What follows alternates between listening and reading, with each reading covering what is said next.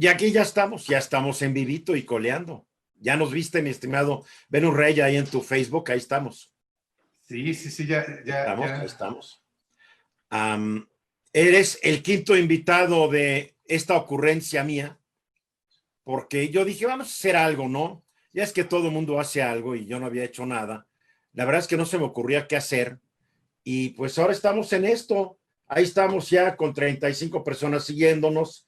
Eh, es muy curioso cómo la gente empieza a poner manitas, ¿no? Que Sí, sí, sí, las varitas y los ¿no? corazones. Sigan mandando manitas, sigan mandando. Buenas Mira, noches a todos, qué gusto saludarlos, caray.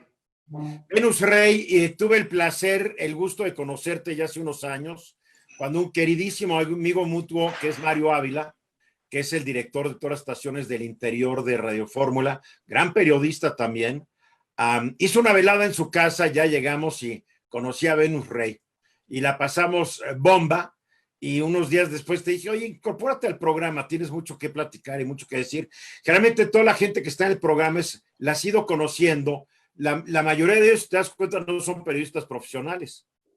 ¿No? Los periodistas profesionales pues, son Tere Vale, que ahora está en un receso por lo del COVID, no que le haya dado COVID, sino que está tomando un descanso. Ya sabes, toda la gente dice, ¿dónde anda Tere? Pues, ¿qué les importa, no? Si no está, no está.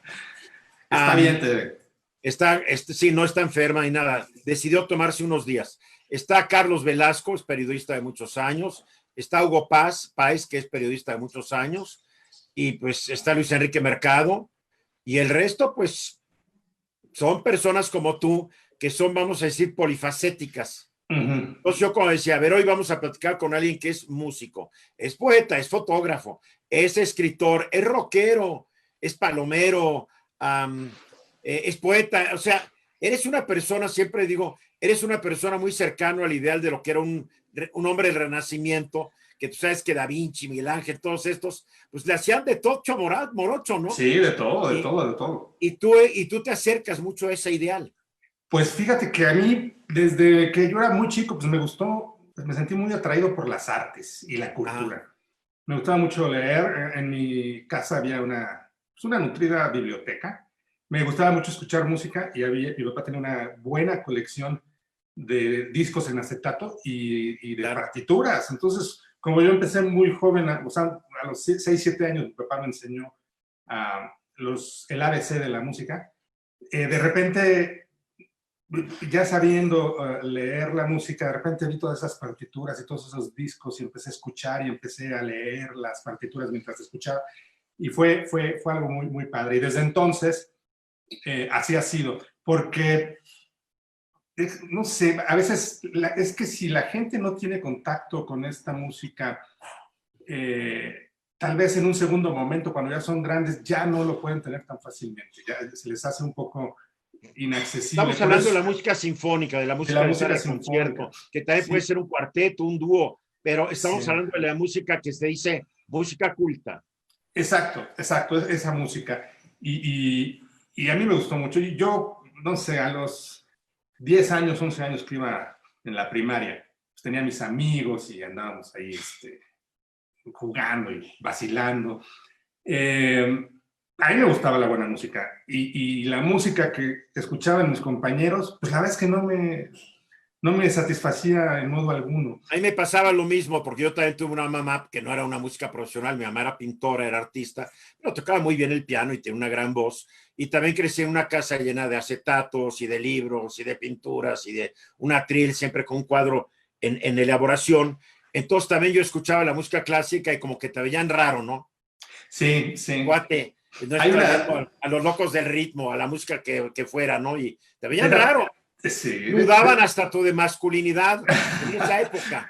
te voy a contar una anécdota que es muy, muy chistosa. Yo me acuerdo muy bien, yo iba en sexto de primaria en la escuela con los lasallistas y los viernes la última clase, la última hora era de dibujo. Y a veces pues ponían un disco en el tocadiscos del salón, ¿no? No sé, ponían algo de Timbiriche o de Odisea Burbujas, ese tipo de cosas, ¿no? O de Parchís.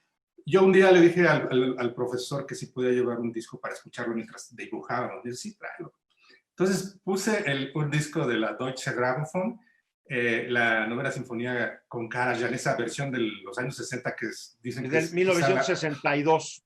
que dicen Es la que es versión del probablemente 72, que es la con la mejor. Filarmónica de Viena, no es Eh, con la Filarmónica de Berlín. Y bueno, yo puse el disco Es extraordinaria, sí. y empezó la música, el último movimiento, y luego empieza el tema de lo que se conoce como el himno a la alegría. Entonces, algunos de mis compañeros incluso empezaron a tararear. Todo iba muy bien. Pero cuando entró el bajo cantando O Freunde nicht dieser Tone, o sea, no estos sonidos amigos, con, bueno, así todo el salón, todo se empezó a reír así, como si hubiera algo muy chistoso, ¿no? Entonces yo me indigné, me paré, agarré el disco, lo quité, lo metí en su caja, me volteé a mis compañeros y les dije, ignorantes, y me salí del salón, todo el mundo se rió. Bueno, la verdad es que... Es muy difícil cuando tú tienes gustos diferentes, como que el aprecio a las bellas artes, tanto la música, la pintura, la literatura, la escultura, cuando eres un adolescente, se ve mal, porque en este país no hay no hay una verdadera cultura de las bellas artes, hay que decirlo, aunque suene feo, pero es la triste realidad. Así es. Y fíjate que yo estuve 2 años en Estados Unidos y también entre mis compañeros, que sí había, yo estuve en 2 lugares donde había una gran cultura musical y muchos tocaban y muy bien. Había ensamble de jazz, había ensamble de todo, pero varios tipos de ensambles. Yo tocaba con ellos, pero no estaban tan habituados a la música sinfónica. O sea, que no es así como el común de los jovencitos que tengan ese gusto, ¿no? Es cierto. Pero es importante que se inculque desde jóvenes, porque si no, ya después, si ya Es muy difícil. Sí es difícil, ¿no? Ahora, Sí. pero tú también porque viviste en casa, don tu papá fue un músico muy distinguido de los 50, de los 60, que tenía una orquesta de lo que se llamaría el Big Band, ¿no? Una música que tocaba jazz, música bailable de jazz, etcétera. Tu papá fue un músico muy reconocido hace, ¿qué? 40, 50, 60 años. En los finales de los 40, todos los 50 y los 60 fue como Sí, su... yo lo recuerdo muy bien. Y la verdad es que le fue muy bien. Mi papá tenía formación académica, estudió en el conservatorio, hizo posgrado en Nueva York, en Juilliard estuvo haciendo un posgrado, y en la Universidad de Columbia, y dirigió aquí en México, debutó a finales de los 40 dirigiendo la Sinfónica Nacional. Él estaba muy joven.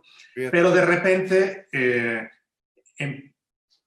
tenía un programa de radio en la XCW, donde preparaba obras clásicas, hasta que un día le dijeron los directivos de la estación, dijeron: Venus, no tienes el rating suficiente, vamos a cancelar el programa.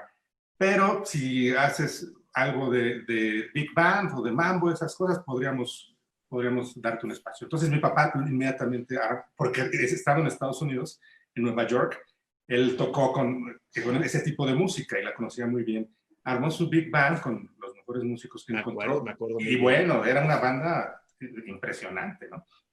Ahora, ¿tú dónde estudiaste música?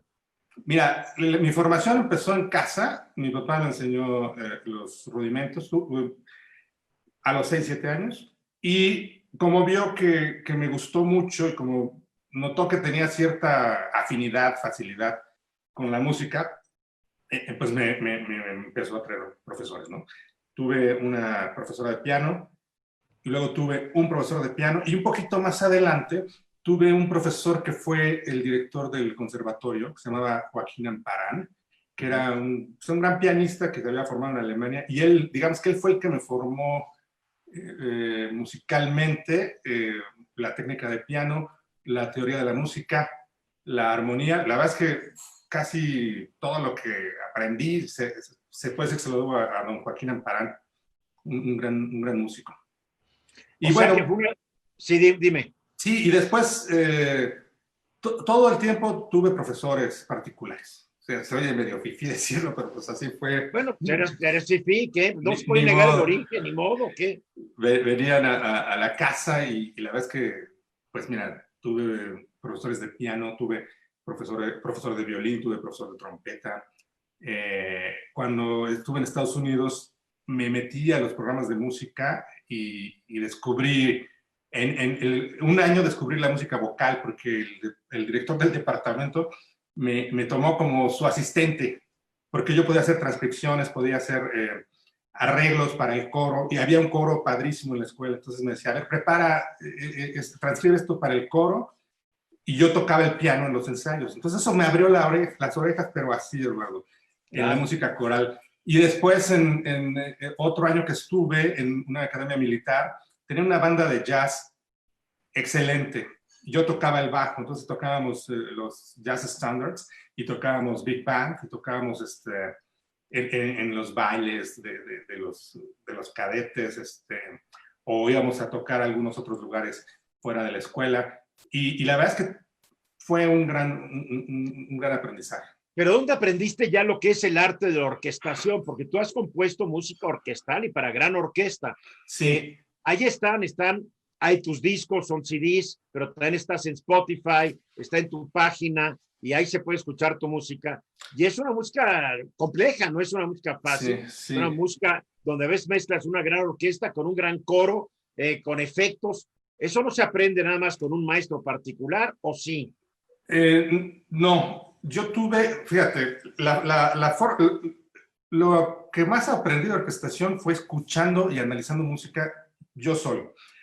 Lo hice desde que tenía 10 años. A los 10, 11 años ya conocía bien, con detalle, todas las sinfonías de Beethoven, las grandes sinfonías de Mozart, muchas de las sinfonías de Haydn. Estaba muy familiarizado. Y yo leí un tratado de Héctor Berlioz de orquestación.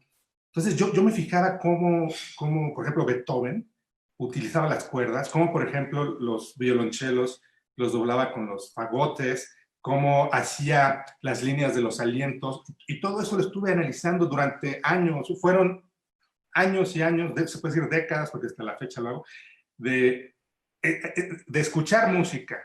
Yo tuve a veces maratones, porque yo un momento donde sí me enloquecí, me obsesioné con la música, que me llegaba, un día me eché 2 óperas de Wagner seguidas, con todo y partitura, con todo y todo, ¿no?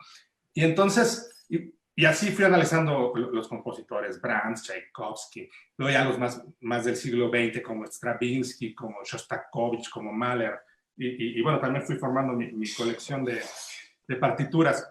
Lo que estás diciendo es bien importante porque la gente está bajo la idea que uno tiene que ir a Juilliard o a un conservatorio y grandes compositores de la historia no fueron a ningún lado. Aprendieron haciendo lo que tú haces, analizando, estudiando y llegando a hacer lo que fueron, igual en la pintura, en la escultura. Exacto. O sea, la escuela es un concepto, vamos a decir, muy del siglo XIX para acá, pero antes no existía eso y también hay que decirlo. Muchos grandes compositores de la época contemporánea tampoco fueron a la academia. Exacto. Fíjate que había, a mí, la forma en que mi papá me transmitió la música es lo que yo llamo el modo artesanal. Así la aprendió él. Él era de un pueblito cerca de Orizaba, en Veracruz, y cuando era niño había una pequeña bandita de músicos que tocaban en el kiosco del pueblo. Mi papá se acercó y, bueno, pues ahí le dieron una trompeta y así aprendió de una forma artesanal, de un oficio que se transmite de los adultos a los pequeños. Y yo siento que así fue como aprendí la música, no académicamente, aunque después soy un nerd musical, la verdad, porque pues me he dedicado mucho a estudiar. Hay que ser un nerd porque estás todo el tiempo. Es como, tú eres como, digamos, Bill Gates y todos estos que no fueron a la universidad. Empezaron la universidad, se aburrieron y se fueron a hacer sus negocios, y otros que ahí se quedaron y sacaron maestrías, doctorados, pues ahí siguen, ¿no? O sea, hay de todo en esto. Yo siempre he creído que a veces la escuela a ciertos talentos los frena y no los deja desarrollarse porque las escuelas, los maestros quieren imponer sus técnicas, sus ideas, y hay personas que vienen a romper los esquemas y un maestro y un sistema los puede afectar y los puede hasta dañar. Sí, la verdad es que así puede suceder. Yo tuve mucha fortuna el camino que seguí, fue un camino parte autodidacta, en gran parte autodidacta, pero fue una serie de afortunadas coincidencias. Luego tomé una serie de cursos de armonía contemporánea, contrapunto, composición y orquestación con un muy buen compositor mexicano que se llama Jorge Ritter, que fue alumno de Mario Lavista y que traía todo ese análisis y toda esa, digamos, escuela.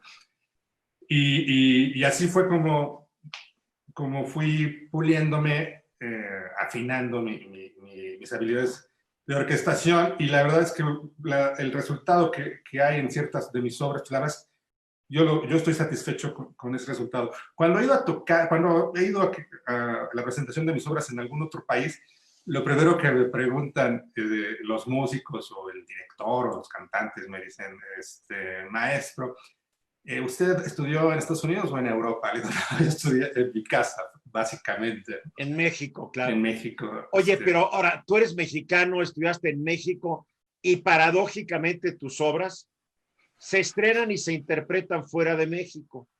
Sí, sí. Lo cual dice que algo está chueco, ¿no? Sí, mira, la verdad es que,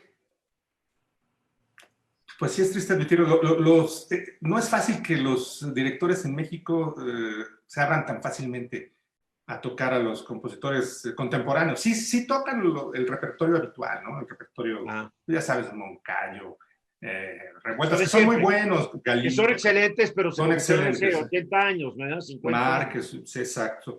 Pero no es tan fácil que toquen a músicos vivos y jóvenes, ¿no? Bueno, no es que esté yo tan joven, pero tampoco soy tan grande.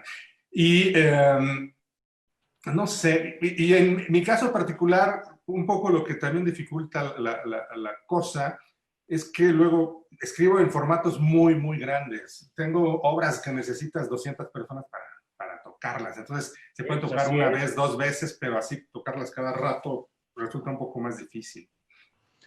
Dime una cosa, pero también, y durante esta pandemia, has estado haciendo unas cápsulas musicales donde no necesariamente estás tocando música clásica.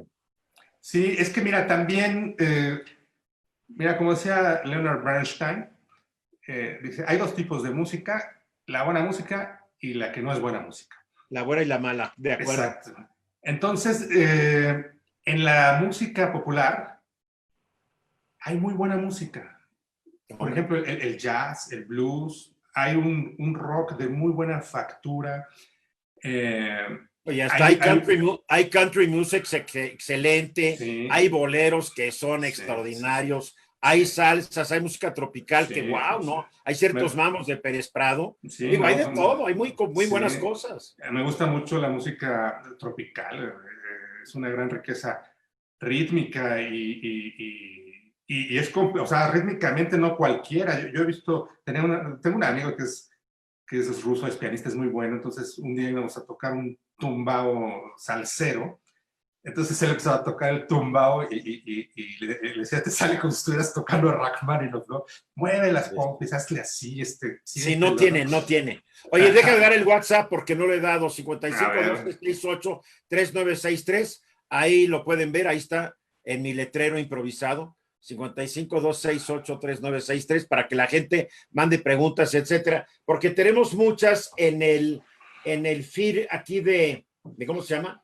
Del Facebook, pero el problema es que van muy rápido, entonces prefiero que me lo manden aquí y aquí puedo verlo. Por ejemplo, alguien pregúntale Venus si alguna vez escuchó del Club del Hogar y mencionaban a tu papá y decían, la música en vivo siempre es mejor. Esa era una faceta de tu papá como líder sindical. Sí.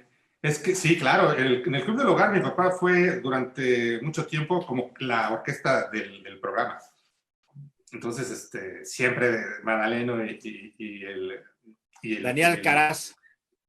Daniel Caraz y Madaleno. La música viva siempre es mejor. Y ese es un eslogan que ya quedó de mi papá, sí. Pero además era porque había una grilla ahí, porque en esa época empezaron los clubs, las discos donde ponían música grabada. Sí. Y ahí estaban poniendo música grabada y tu papá pues tenía que defender los intereses de los músicos, porque tu papá era líder del sindicato de trabajadores de la música. Entonces él tenía que defender que contrataran a músicos y si no los contrataban, que pagaran una lana. Me acuerdo muy bien. Sí, había que pagar el desplazamiento. El desplazamiento. Desplazamiento, sí, ¿verdad? Juan Manuel Amaro, quería saber si es necesario aprender a tocar música desde muy joven.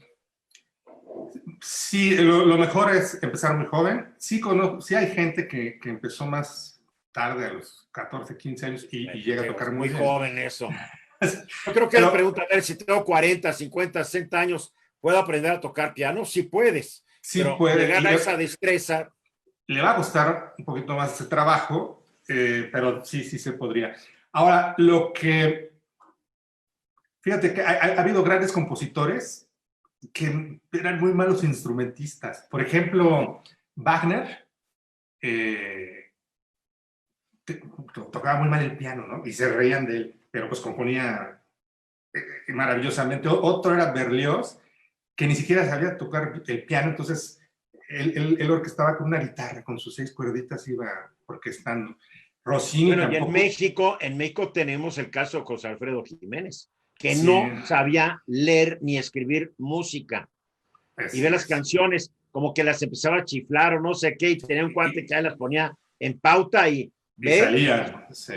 y salían muy bien. Sí. O sea, es un sentido que hay que tener. Yo creo que hay que tener un talento musical. Yo creo que se nace con ciertas neuronas que están conectadas de alguna manera para que puedas tener ese talento. Tú lo tienes, definitivamente. La gente que no conoce tu música debería meterse. Estás en Spotify bajo Venus Rey Jr. Y un día te busqué ahí y no te encontré. Pues mira, aparezco como Venus Rey Jr. Y sí salen mi música. ¿Y tu página? venusreyjunior.com. Y ahí está también. Sí. Y en Apple Music es como que ahí está más organizado porque ahí salen todos los discos juntos. En el Spotify tienes razón, algunos salen, otros no, yo no sé exactamente por qué. Pero en mi página están todos los links para Spotify, para Apple Music, para YouTube, y las diferentes plataformas. ¿Por qué tienes un piano? ¿Por qué decidiste sentarte en el piano esta noche? Pues para hacer una velada un poquito más musical, incluso estaba pensando si les interpretaba alguna pieza, ¿cómo ves? Sí, claro. Claro, Yo creo que sí, tócanos vamos algo. a ver, Aclarando que estamos a través de Zoom, aclarando que esto es artesanal, al igual que mi letrero es artesanal. O sea, el sonido que van a escuchar no es el de un CD. Espero que se oiga. Si no se oye, pues me dices y le paso. Sí se oye, claro. A ver, hay un vals de Shostakovich que es muy conocido. Voy a tocar, no todo el vals, voy a tocar el tema principal. A ver qué tal. ¿Listos? A ver, órale. Va.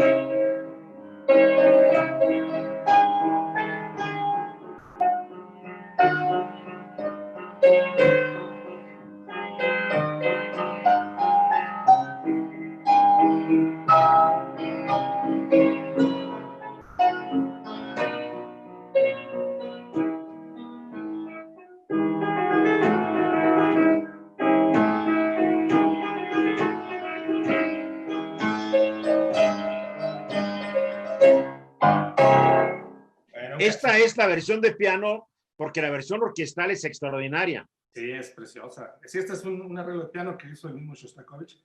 Y sí, la versión orquestal es padrísima. Sí. Ahora, Shostakovich es un músico que fue perseguido por el stalinismo, sí, que tiene una música, de repente, una etapa muy oscura de su música, después, durante y después de la Segunda Guerra Mundial, de unas sinfonías que las oyes son espeluznantes. Espeluznantes son y maravillosas. A mí, maravillosas. Cuando me dicen mi compositor favorito, pues sí, me encanta Beethoven y con él crecí, Bach, con él aprendí a tocar piano, Mozart, pero Ya después de todos estos años, yo creo que los dos compositores que más me mueven son Shostakovich y Mahler. Muy, uno romántico que es Mahler, ¿no? Y un contemporáneo, también medio neorromántico a fin de cuentas, Shostakovich, ¿no? Sí, sí, digamos, aunque tiene música de lo que se puede decir como de lo que fue la vanguardia en la primera mitad del siglo XX, tiene música hecha con las técnicas del siglo XIX, ¿no? Yo tengo una respuesta, cuando me dicen cuál es tu compositor favorito, yo siempre digo el que estoy escuchando ahorita. Porque a mí lo que me pasa es que me encanta Shostakovich y me encanta Wagner y me encanta Bruckner y me encanta Mahler y me encanta Beethoven y Bach y los que tú quieras, pero el que estoy escuchando en ese momento es el que me está transportando. Sí, estoy de acuerdo, ¿no?, con eso. El que ahora, pero además de la música te ha dado por la poesía. Sí, fíjate, te ha dado por la fotografía, te ha dado por escribir, te ha dado por hacer comentario político. O sea, te ha dado por hacer muchas cosas, mi querido Ben. Te voy a contar. Yo... Además eres abogado para que la gente crea que no eres perfecto. Soy abogado. Mi área de interés en el derecho es la filosofía del derecho, el derecho constitucional. He sido profesor en la Ibero y en la Náhuac en el Departamento de Derecho, en la Escuela de Derecho. Y también estudié un posgrado en filosofía, así que tengo la maestría en filosofía. Y el área que me gustó de la filosofía fue la filosofía política. De ahí que me gusta mucho hacer el análisis. A mí la política me encanta. También, sí. Me encanta, pero no desde no digamos subidos al ring de boxeo donde se dan todos durísimos. Sí, te gusta el análisis político y ver la política y no participar activamente como político. Exactamente. Eso me gusta mucho y bueno, pues tú me abriste las puertas a tu programa ya hace un poquito más de 3 años, así que bueno, he podido hacer análisis político y he podido hacer comentarios y me gusta muchísimo. Y siempre trato de hacerlo de una forma muy informada y con un sustento, digamos, intelectual, filosófico, no nada más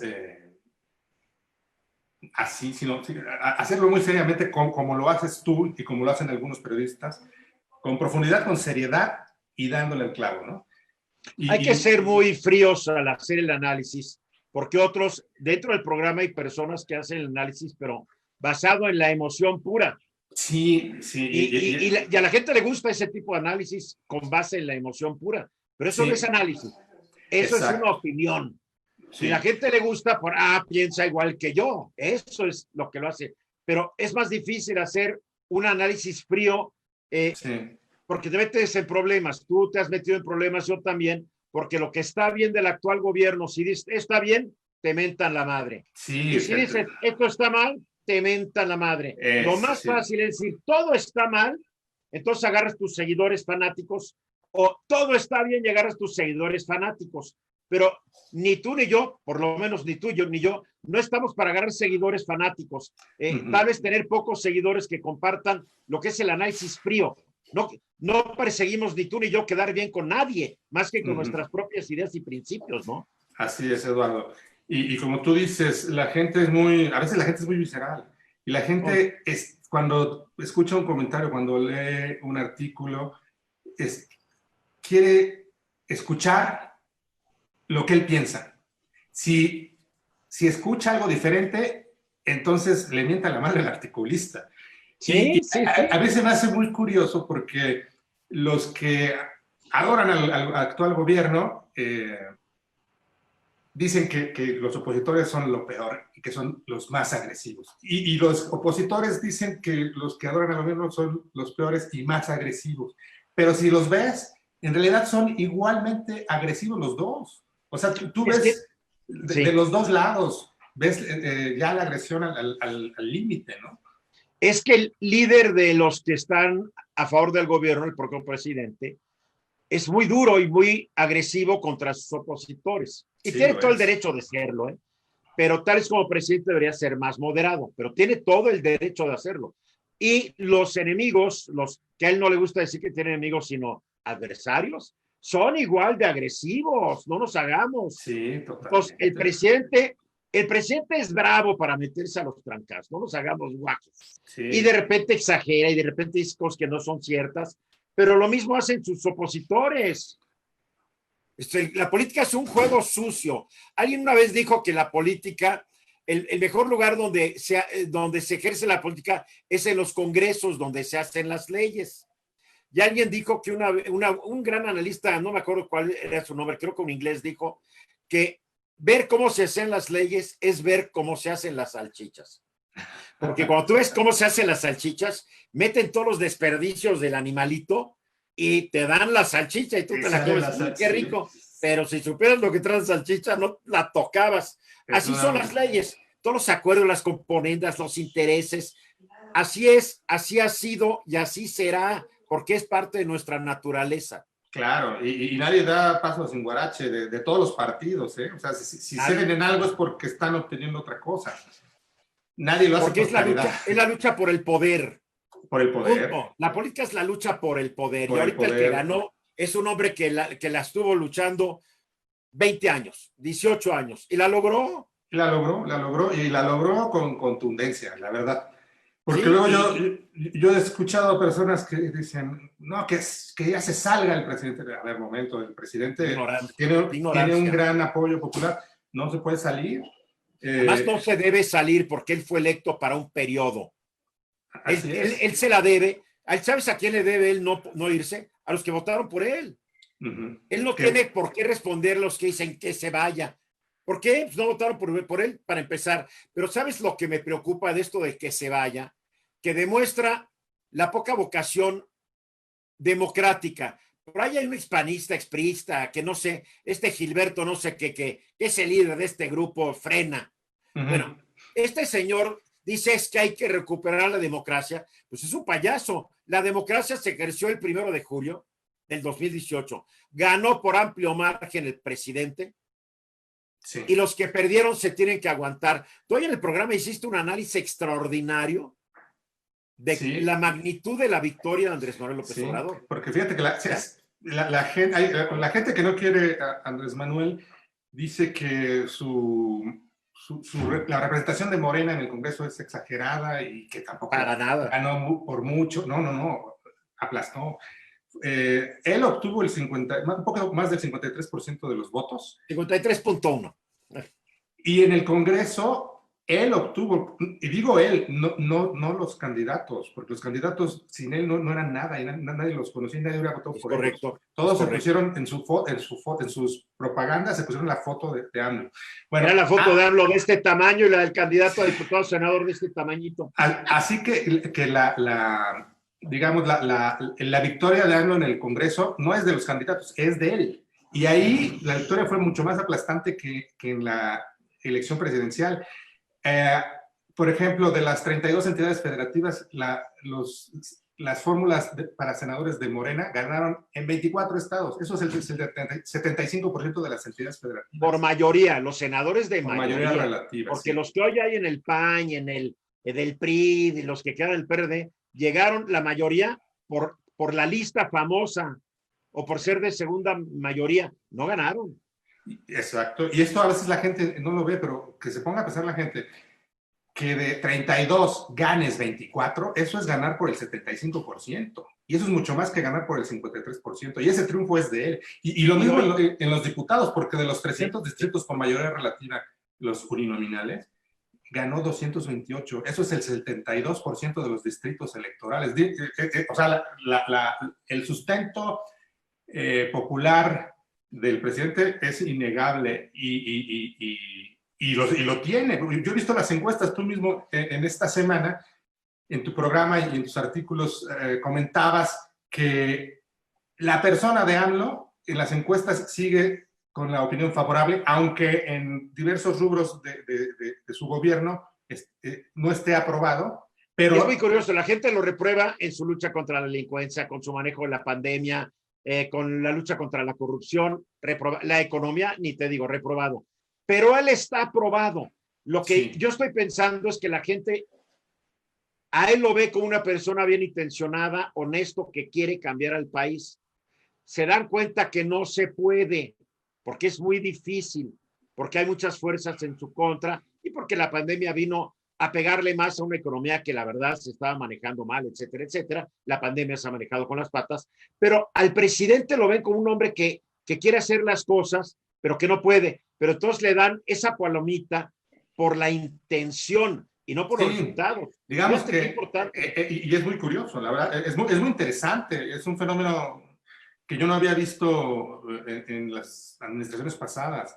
No, pues en las administraciones pasadas nos valía un cacahuate que fuera el presidente, la verdad. Y bueno, cuando la gente escucha este tipo de análisis y no quiere al presidente, pues se van en contra de uno, ¿no? Yo a la gente que participo en algunos grupos, no, el presidente, ¿sabes qué? Ya me cansé, de repente tienes ganas de salirte del grupo, no se te pase Sí, a ti eso. sí.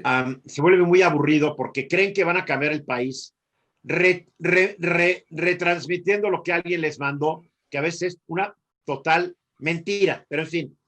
Y bueno, y Pero también, yo, perdón.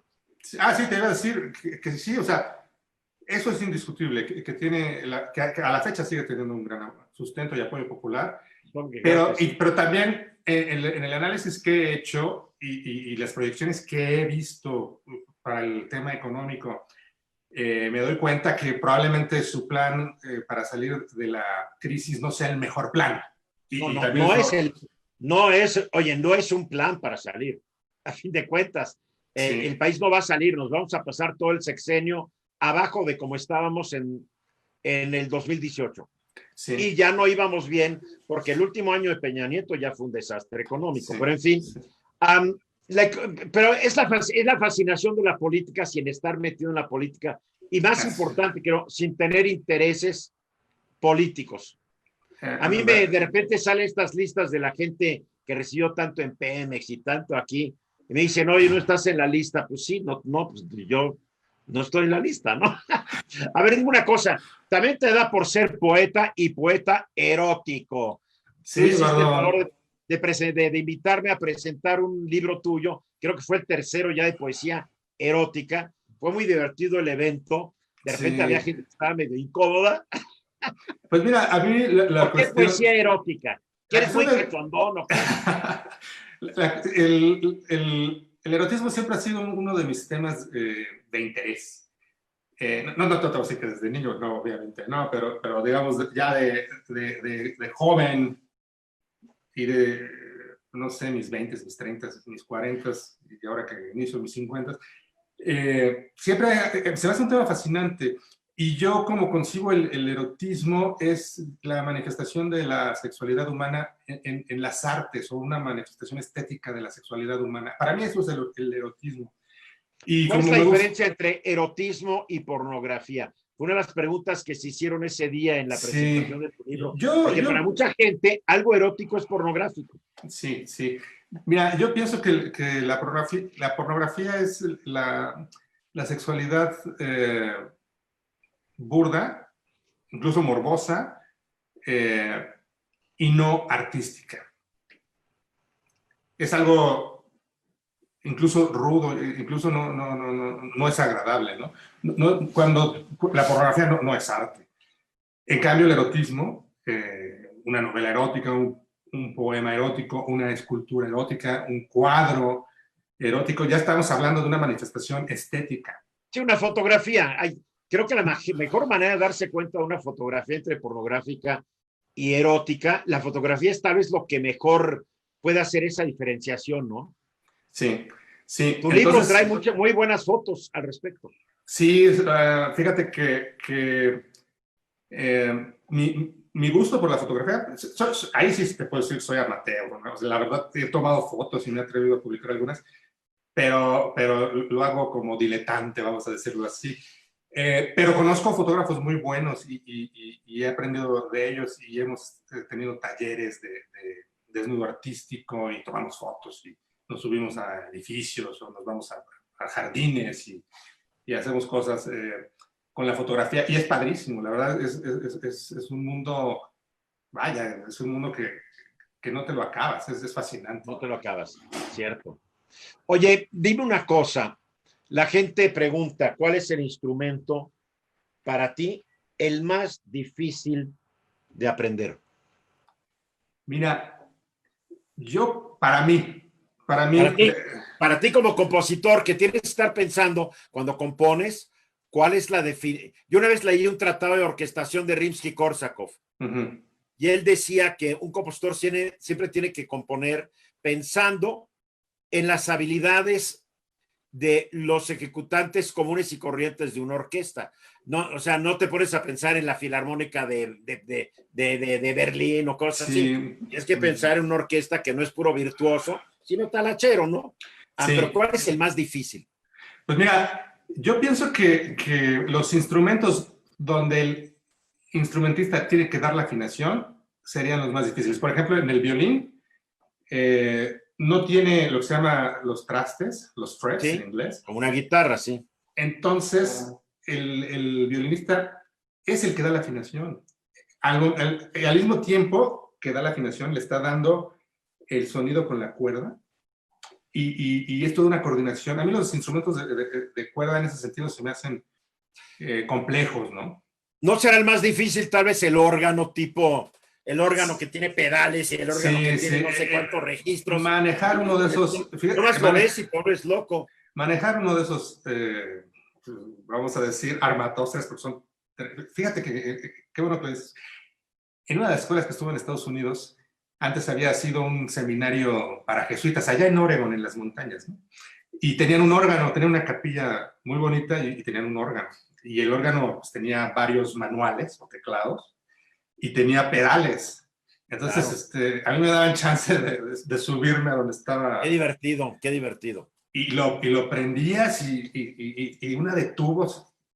Todo eso, tú agarras los tubos, seleccionas los sonidos, lo tocas, pero lo que sí está verdaderamente en chino es que también vayas tocando con los pies en los pedales y que lleves, no sé, la melodía de una fuga con los pies. Es una cosa muy compleja, muy compleja. Yo creo que el órgano ese tal es el más difícil, pero en fin.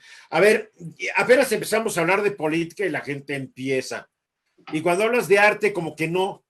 Eso te dice varias cosas.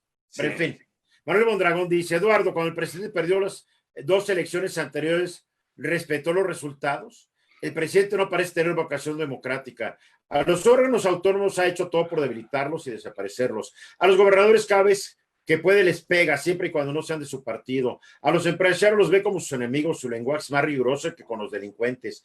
Al Poder Judicial se dedicó a atacarlo cuando comenzó su sexenio. A la prensa ni se diga. Al presidente no le gustan los contrapesos y siempre busca centralizar el poder. Fíjate que lo que dice Manuel, yo no estoy de acuerdo.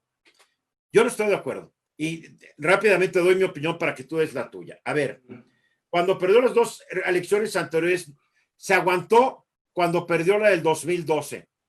Sí. Se aguantó porque el margen fue clarísimo. Sí. No se aguantó en la del 2006. ¿Por qué? Porque el margen fue de menos de 1 punto porcentual y la verdad que el gobierno de Fox operó mucho para que ganara Felipe Calderón cuando no debería haberlo hecho. Entonces, tenía razón en hacer su berrinche. No estoy de acuerdo que cerrara la reforma, pero bueno, la primera es de esas elecciones como cuando Salinas ganó en el 88. Nunca vamos a ver bien qué pasó, ¿no? Pero después, a los órganos autónomos ha hecho todo por debilitarlos y desaparecerlos. A ver, yo voy a hacer una pregunta. ¿De qué diablos nos han servido tantos órganos autónomos? Ahí está el órgano autónomo para la competencia. Pues perdónenme, la competencia la siguen controlando los grandes jugadores en diferentes industrias, telecomunicaciones. Digo, ¿cuántas marcas de pan hay en México? ¿Cuántas marcas de dulces? Hay 2 marcas de botanas y párenle de contar, y las chiquitas ahí. O sea, para mí la Comisión de Competencia no ha funcionado. La competencia de telecomunicaciones no ha funcionado. El mejor ejemplo es que seguimos pagando servicios de internet carísimos, malísimos, y solamente hay un gran proveedor. Llegó otra, la de España, que no pudo y queda la estadounidense. ¿De qué sirvió esa comisión de regulatoria? Bla, bla, bla, bla, bla. Yo creo que se puso muy de moda crear estas comisiones, que además quiero decir, ¿quién los eligió? ¿A quién representaban? ¿A quién representaban? Yo quisiera saber, ¿para quién trabajaban? Cuando dice, le pega a los empresarios, yo creo que le pega a cierto tipo de empresarios, que son los empresarios que sirvieron con la cuchara grande desde que llegó Miguel de la Madrid al gobierno de este país, se quedaron con la mayoría de las empresas y son los que no han sido controlados por la Comisión Federal de Competencia. Bla, bla, bla, bla, bla, porque yo creo que el presidente no se mete con los medianos, chicos y micros, porque no le importan, ahí están sobreviviendo. Pero estos grandes, en un momento, estos plutócratas, tenían el control del gobierno mexicano, no nos engañemos. A los empleados su lenguaje es más riguroso que con los delincuentes, estoy de acuerdo. No sé por qué el presidente, cuando habla de empresarios o periodistas, usa un lenguaje tan agresivo y los delincuentes, bueno, es que tuvieron una infancia difícil, Sí, ¿no? sí. O los voy a acusar con su mamá o su abuelita, ¿no? Sí, no. Creo que ahí le ha fallado. Al Poder Judicial se dedicó a atacarlo cuando comenzó su sexenio. Claro, pues esto es política. Esto es política porque el Poder Judicial, afortunadamente en México, ha demostrado su autonomía. Claro, Y tal es el presidente no le gustan sus decisiones, pero las acata y las acepta. Es lo importante.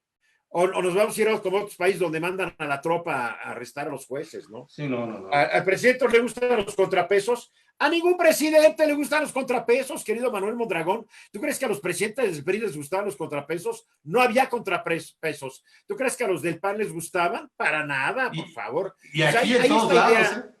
Ya ves Trump. Hay como, ¿mandé? Pero en México y en el mundo, porque ya ves a Trump tampoco le gustan los contrapesos. O sea, si por él fuera también. Ni a no le gustaba, ni a Obama, ni a nadie. Porque hay esta idea que nos vendieron los tecnócratas. Yo siempre estuve en contra de los tecnócratas. Mis artículos más antiguos del 82 fueron críticos de estos tecnócratas. No se engañen, porque se quedaron con el país y se lo dieron a un grupo. Ya estábamos de haber tenido un billonario, pues nos llenamos de billonarios. Y la mayoría no hicieron sus negocios desde cero. La mayoría consiguieron concesiones públicas, etcétera, etcétera. Aquí no tenemos a Steve Jobs ni a ninguno de estos que empezaron en el garage de su casa, ¿eh? No nos engañemos.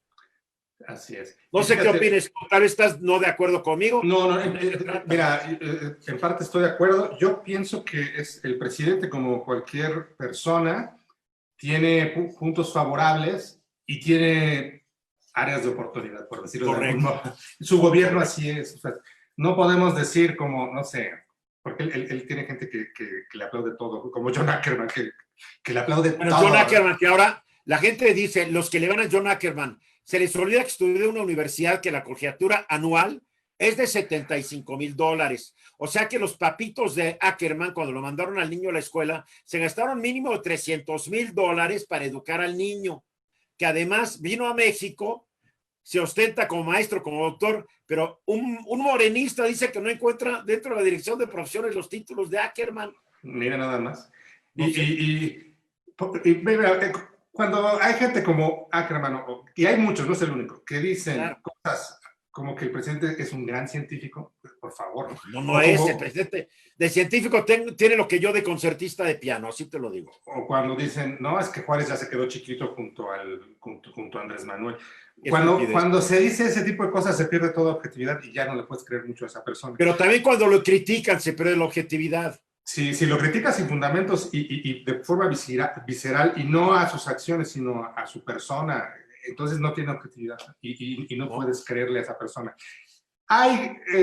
Si se analiza su gobierno, hay puntos que me parecen muy interesantes, como esta cuestión de ver la función pública, el servicio público, no como algo glamoroso, algo de élite, algo para enriquecerte, algo para vivir como pasha.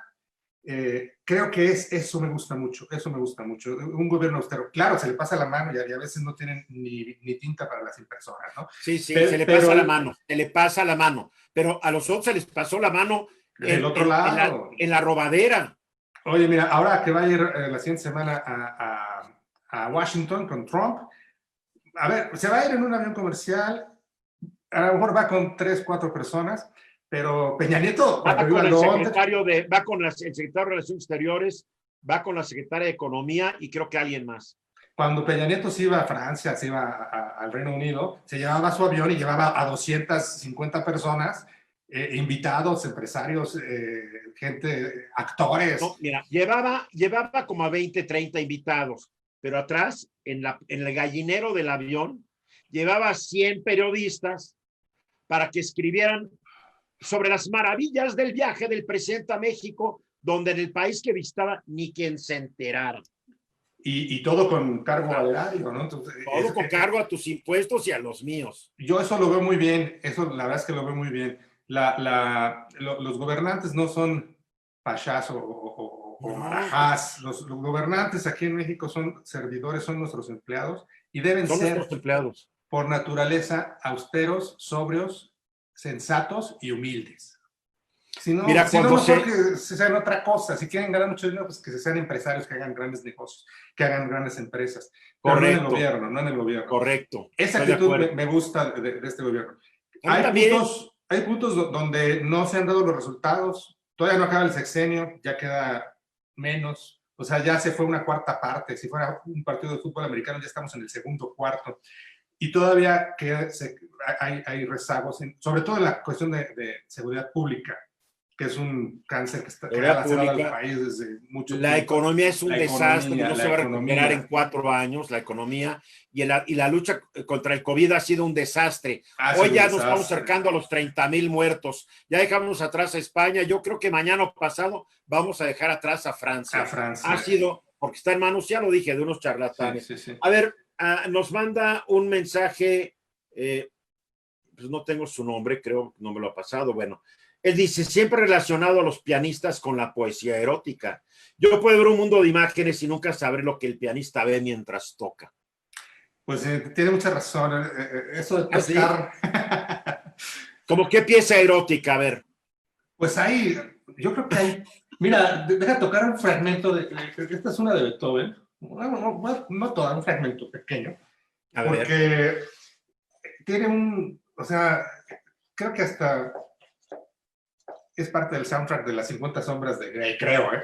Porque imagínate. Es de un mood tan romántico, tan, o sea, te imaginas a dos amantes, pues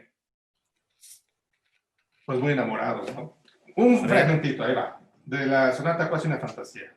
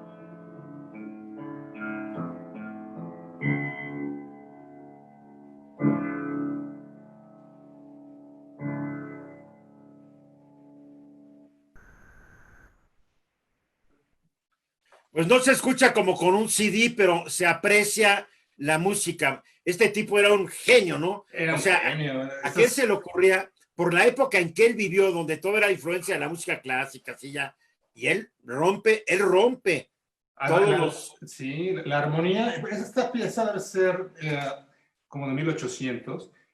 La armonía que estamos oyendo aquí es una armonía que ya está más hacia, digamos, proyectada sobre el 19, pero hacia el 20, que teniendo que ver del 18, ¿sí me explico? No, es que era un tipo... Sí, la armonía que tiene es bárbara, ¿no? Y te da esa, o sea, ese mood romántico, del romanticismo. O sea, es que me da mucha risa porque a veces cuando la gente romántico se imagina a los Panchos, ¿no? Cantando un trío, ¿no? Los boleros. No, me refiero al espíritu del romanticismo alemán, al romanticismo inglés, Claro. que se tomaban estas cosas del amor muy en serio, ¿no? Y el espíritu dominaba, porque la música clásica eran las reglas, y era la armonía, y era la escuela, y seguir ciertas normas, y los románticos empiezan a romper todo eso, y creen más que nada en el espíritu, en la emoción, en la libertad, sí, claro.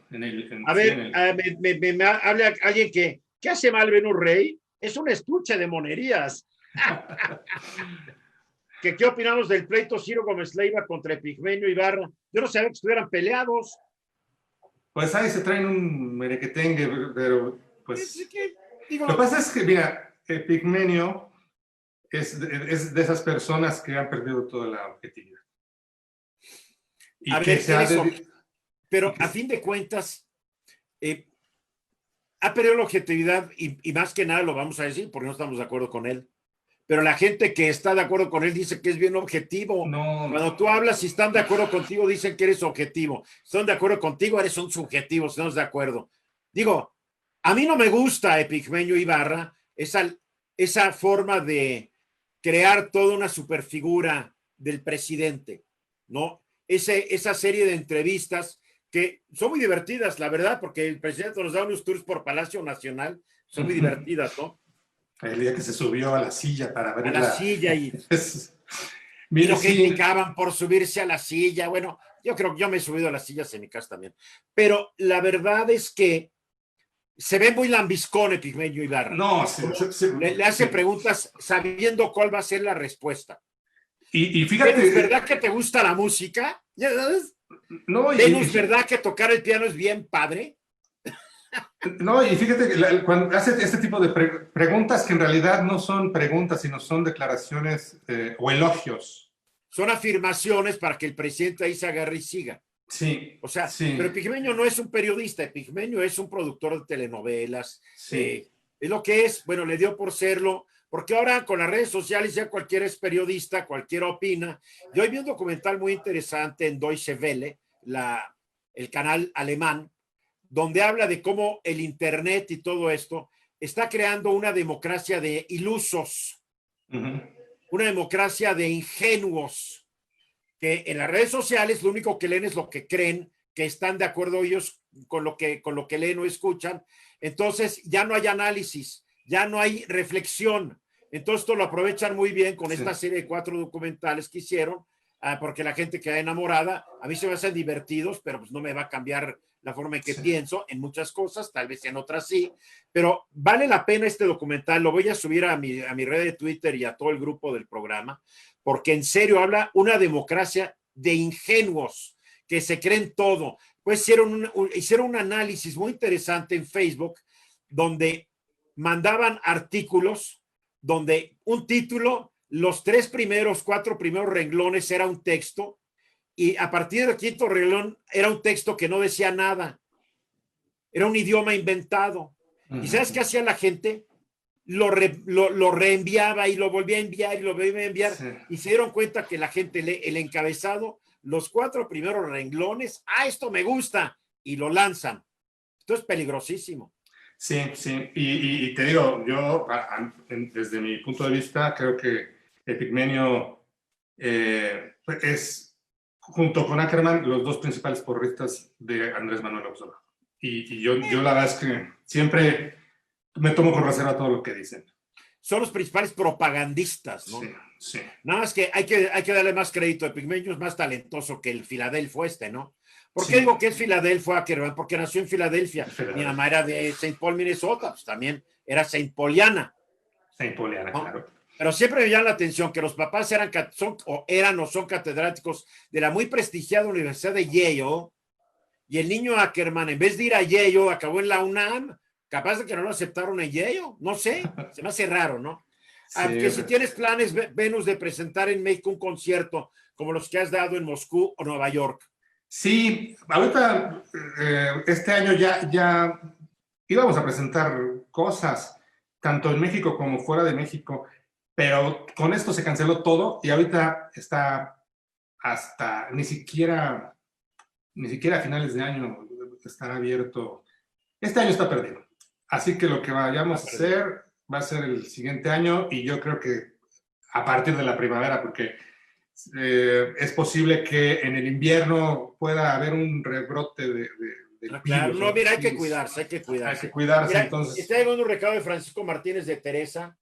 La sonata Claudia Luna se me hace una super pieza, es de mis favoritas, pero no le encuentro lo erótico. Lo erótico está en el cerebro de cada persona, mi querido Francisco. Y le mando un cariñoso saludo a Francisco Martínez de Teresa, porque él es tío, creo que sí es tío, de mis hijos Eduardo, que en paz descanse, y de mi hijo Fidel. Fíjate, entonces me da mucho gusto ver que por ahí anda. A ver, otras llamadas rápido, porque esto ya todo el mundo se quiere dormir. Bueno, solo saludos de San Diego, gracias. Bravo, manda a alguien, mira un bravo ahí, rotundo, mira un bravo, Qué buena ahí onda, está. qué buena onda. Bravo. Sí, y me encanta la mezcla de los temas, brincar de la política a la cultura. Pienso justo en esos órganos monumentales de las catedrales del mundo. Tuve la oportunidad de escuchar un concierto en la catedral de Weingarten, Baden-Württemberg, Alemania. Fue colosal, generó una inmersión de mi ser otra dimensión. Qué fortuna que en México tengamos talentos de la talla de Venus Rey Jr. Muy bien. Muchas gracias. Y sí, ¿no se ha pasado a ti en Europa que entras a una de estas catedrales góticas y es el momento en que están tocando el órgano? Híjole, es un viaje. Sí, es un viaje. Es un viaje. Sí, es una cosa maravillosa. Porque estás escuchando un gran órgano en estas catedrales góticas que son extraordinarias, obras de arte, de una arquitectura. Sí son. Y mira, yo no soy creyente, pero ahí entro y digo, wow, estas catedrales, que el poder del espíritu humano, ¿no? Exacto. El poder de la idea de Dios en el espíritu humano es capaz de proyectarse en esas maravillas del arte y de la arquitectura, ¿no? Te manda saludos tu hermano Víctor Hugo, que le consta que no quería salir a jugar fútbol cuando teníamos 10 años. Y me recuerda que estuve en el programa con los cráneos gigantes. Claro que me acuerdo. Fue un proyecto de pintar cráneos gigantes que pusieron en el Paseo de la Reforma hace unos 4 o 5 años, ¿no? Sí, si no me equivoco, hace 3 años, Eduardo. Bueno, es que el tiempo vuela, caray. Gracias por comunicar, Ana. Hola, ¿puedes repetir el nombre del fragmento que Venus acaba de tocar, por favor? Es el primer movimiento de la sonata Quasi una fantasía, también conocida como la sonata, claro, de Luna de Beethoven, ¿no? Así es. ¿Qué número de sonata? Yo nunca me aprendo los números ni los es la 14 del Opus 27, hay 2 sonatas y esta es una de ellas, Opus 27. En la numeración es el número 14, la número 14. Una última preguntita. ¿Estás componiendo algo ahorita o el COVID te tiene deprimido? No, sí, estoy componiendo. Acabo de hacer una pieza breve de piano. Recientemente completé una pieza para piano y guitarra que va a tocar un pianista, la va a dar un pianista sueco que es un buen amigo mío con su esposa que es una guitarrista polaca.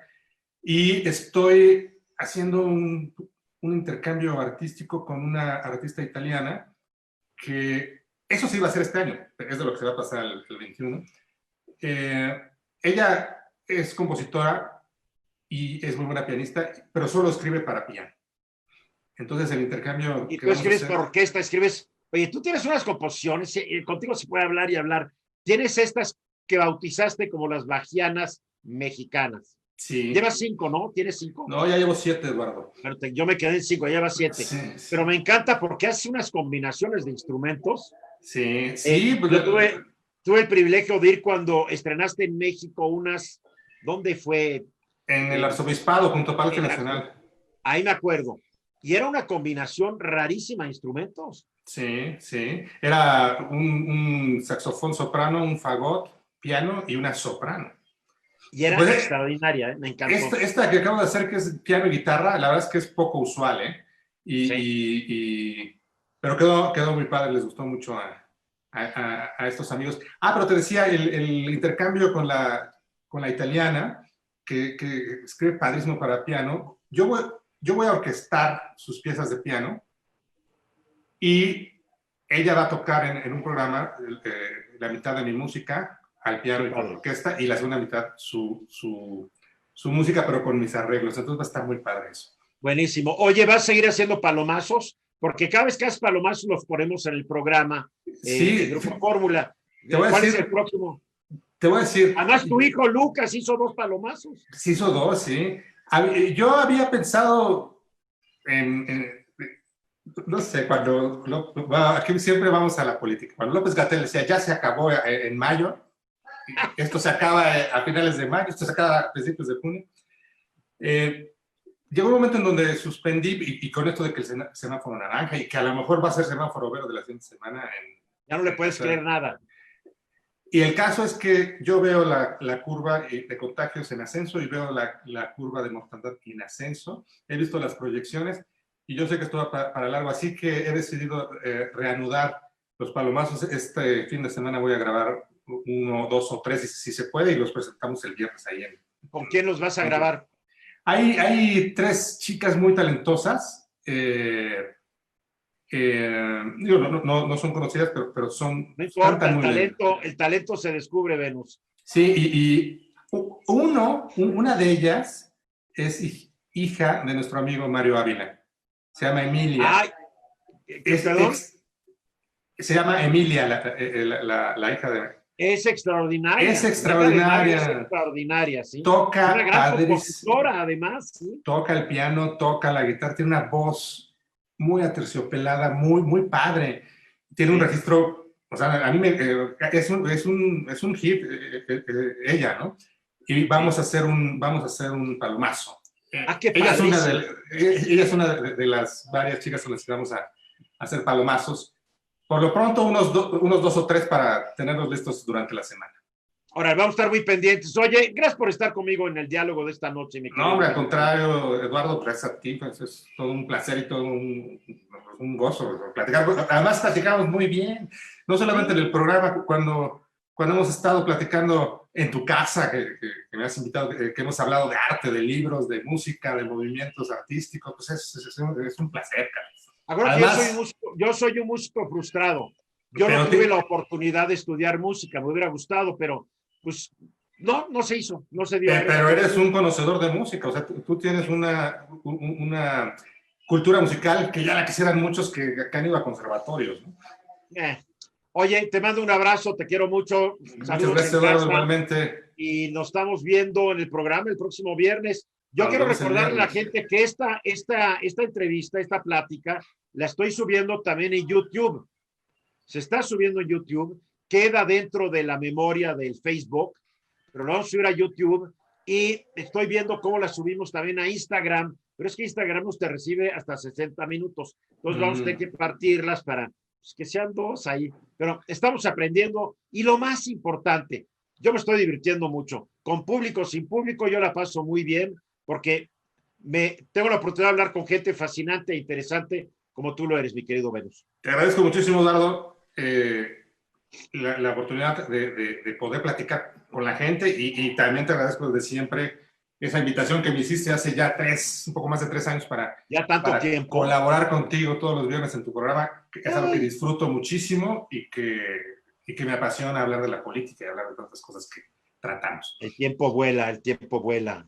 Oye, te mando un abrazo, saludos en casa y a todo el público que nos acompañó esta noche, 1000 gracias. El lunes voy a estar hablando con Álvaro Rattinger. Álvaro, que es un genio de la mercadotecnia, también un genio de la creatividad, y nos va a estar diciendo en estas épocas del COVID cómo ve él reenfocar los negocios. Él lo está haciendo con mucho éxito de su negocio. Cómo tenemos que empezar a pensar en la nueva realidad que nos está tocando. Así de fácil. Eso es el lunes. Gracias, Venus. Gracias a todos. Ya nos vamos. Aprieto aquí un botoncito que dice fin. Adiós. Adiós.